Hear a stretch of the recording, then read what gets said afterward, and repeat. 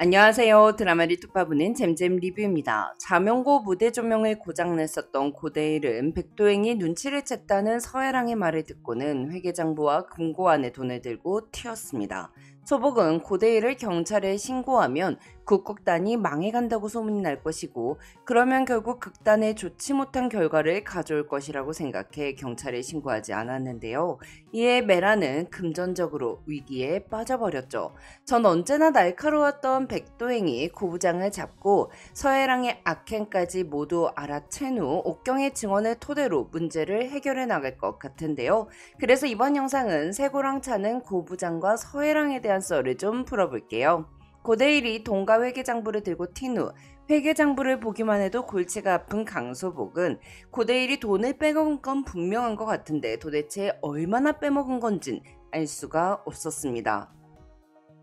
강소복은 완전히 새로운 자명고를 보여주기 위해 무대 장치와 의상을 싹 다 바꾸며 큰 투자를 했는데요. 그렇기에 자명고 공연 때문에 갚아야 할 돈이 한두 푼이 아니었죠. 물론 바보와 공주 합동 공연만 성공하면 급한 돈은 막을 수 있었지만 다른 극단들은 메란이 투자를 가장 많이 했음에도 불구하고 수익 배분이 메란에만 좋은 조건이라며 불만을 토로했습니다.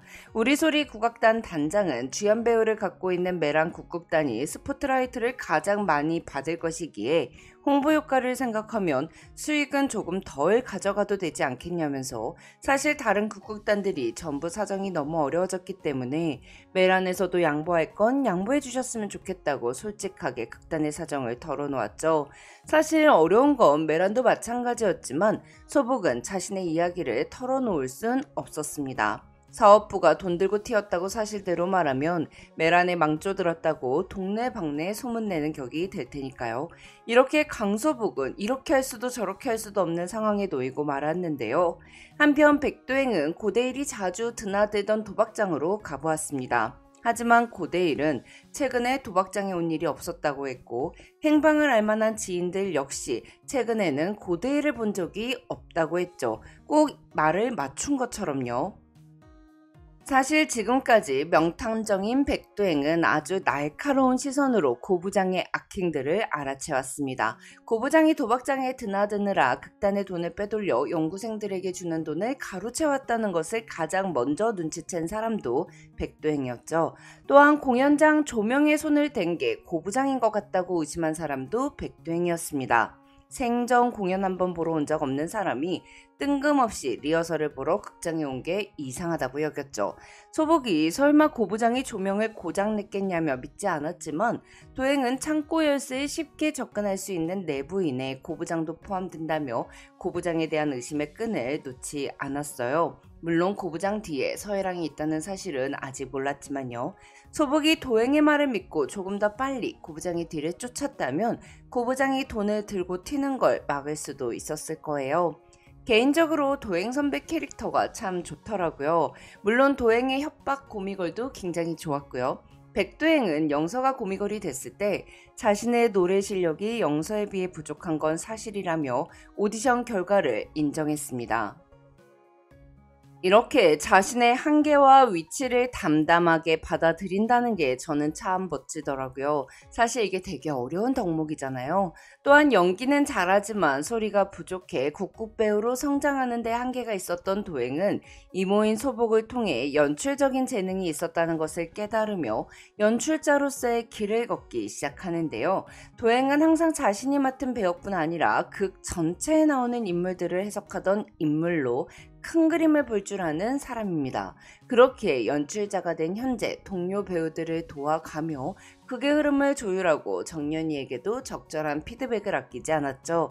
정연이의 목소리가 하이톤인 걸 정확히 파악해 낮은 목소리를 낼 수 있도록 연습을 해보라고 한 것도 도행이었고요. 또한 백도행은 원리 원칙에 의해 움직이며 소복이 국극단의 룰이라고 정해놓은 것을 절대 어기지 않는 인물이라 자신에게 불이익이 될지언정 그게 옳다고 생각하면 소신있게 밀고 나가는 사람인데요.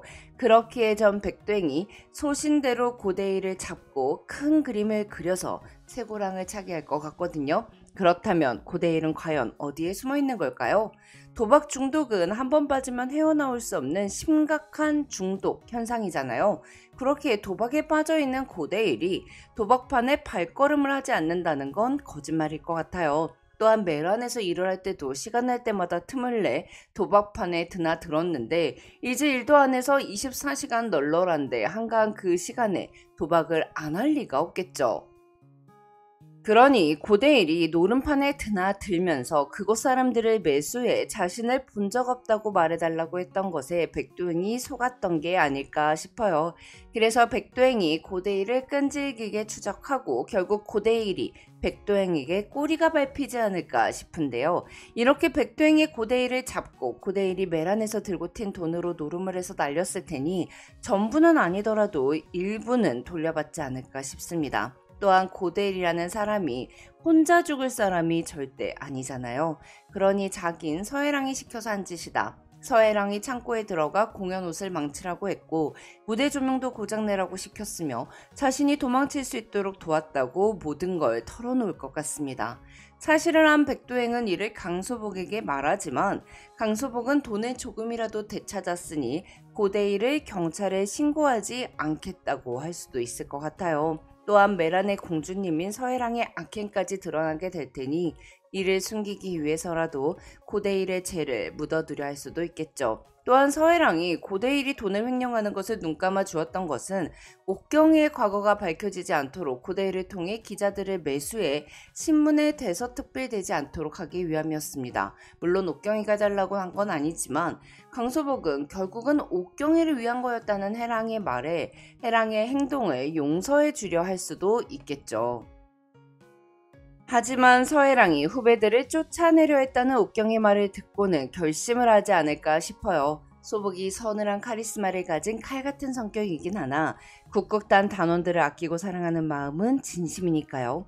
원작 웹툰에서는 강소복이 모든 사실을 알고 나서도 서해랑을 감싸 안아주고 서해랑 스스로 돈을 토해내고 반성을 하거든요. 여러분은 강소복이 어떤 선택을 할 것 같으신가요? 개인적으로는 고대일은 쇠고랑을 차고 서해랑도 자신이 저지른 악행에 대해 죗값을 치렀으면 좋겠어요. 특히 정년이 목을 나가게 만든 것에 대한 죗값과 조명을 떨어뜨려 영서와 주란이를 크게 다치게 만들려고 했던 것에 대해서는 꼭 죗값을 받았으면 좋겠습니다. 그리고 서해랑이 만약 쇠고랑을 차게 되면 딸은 어떻게 하냐 걱정하시는 분이 혹시라도 계실 수도 있을 텐데요. 서해랑이 죗값을 치르는 동안 국극을 그만두고 영화배우가 된 옥경이가 해랑의 딸을 키우며 해랑을 기다려주지 않을까 싶기도 해요. 그럼 전 다른 리뷰로 돌아올게요. 지금까지 잼잼 리뷰였습니다. 감사합니다.